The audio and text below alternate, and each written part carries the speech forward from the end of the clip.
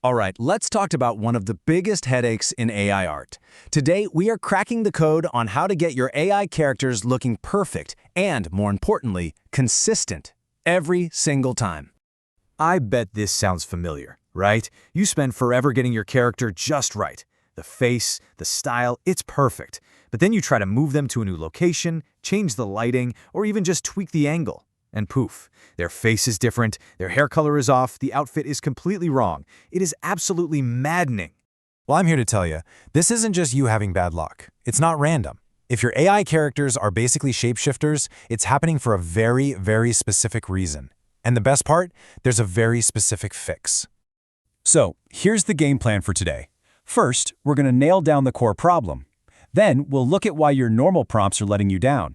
After that, I'll pull back the curtain on the JSON prompting secret. Then we'll walk through the exact workflow you need for consistency. And finally, we'll see how this whole thing elevates you from just making images to actually directing an AI movie. Okay, so why do our characters keep changing on us? Well, it all boils down to this problem that I like to call tag soup. And this right here shows you everything you need to know. Just look at the difference. On the left, that's tag soup. It's this messy, jumbled paragraph where you just throw everything in together. Hair color, clothes, background, camera shots, all of it. But on the right, that's a structured prompt. It's clean, it's organized, and that difference, my friends, is the entire secret. See, this is the fundamental issue. When you just give the AI a big bowl of tag soup, it has no idea what part of the prompt defines the character and what part defines the scene. To the AI, it's all just a list of suggestions. So when you say, put her on a rainy street, the AI might think, oh, rain. I should probably give her a raincoat and make her hair wet. And in the process, it completely breaks your character's identity. So, if tag soup is the problem, what's the solution? This is where we get into the real pro-level stuff, the JSON prompting secret. This is how you finally take back control. Now, don't let the word JSON scare you off. You don't need to be a coder. All it really means here is structure. Instead of one giant, messy paragraph, you're basically creating separate labeled boxes for each part of your image. You've got a box for character, another for scene, and the third for camera.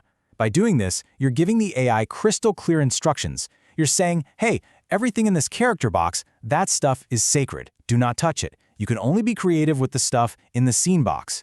This stops the AI from guessing and from changing all the wrong things. Okay, theory's great, but let's get our hands dirty. Here is the exact step-by-step workflow you can use to create perfect, repeatable characters from now on. This whole pro workflow really comes down to 4 critical steps. First, we automate our prompt building with something called a gem. Second, we lock in that character's identity using a reference image. Third, and this is a big one, we learn to edit, not just re-roll. And fourth, we always generate in our final aspect ratio, say 16:9 for a video, so we're not dealing with weird cropping issues down the line. Let's dig into those first 3 a little deeper. Now, the best thing about this first step is that it does the heavy lifting for you. A gem is basically just a set of custom instructions you save inside an AI like Google Gemini. You teach it one time how you want your prompt structured. From that point on, you can just give it a simple idea like, my character, but in a cyberpunk city, and boom, it automatically spits out that perfect, clean, organized JSON code for you. It's an absolute game changer.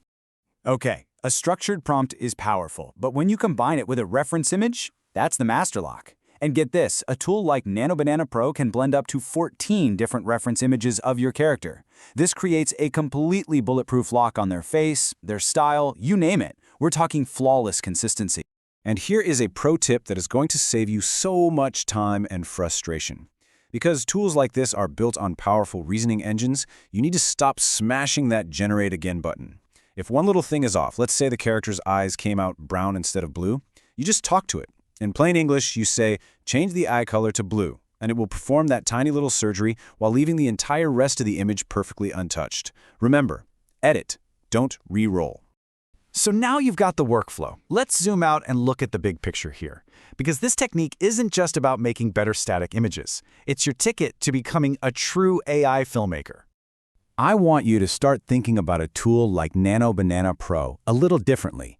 It's not just an image generator, it's your virtual cinematographer. Its whole job is to create the source of truth, that one perfect, high-res, totally consistent base image. That image becomes the genetic DNA for your entire AI video. And if that DNA is messy or inconsistent, your final video is going to be a mess too. This is the modern production workflow. It's an AI to AI pipeline. In phase 1, you use our structured JSON method to generate that perfect locked-in base image. In phase 2, you feed that perfect image into an AI video model, something like VO, to add the motion. The result you get in phase 3 is a perfectly consistent animated scene where your character looks exactly the same from start to finish. So what does all this really mean? It means your role completely changes. You're not just throwing words at a machine and hoping you get lucky anymore. You're not just a prompter. You are a technical director, and you are thoughtfully managing a pipeline of digital assets on your own virtual backlog. And really, that's the question I want to leave you with. Once you start structuring your commands and thinking in terms of a pipeline, you're not just prompting anymore. You're directing. You're in control. So the choice is yours. Are you just a prompter, or are you a director?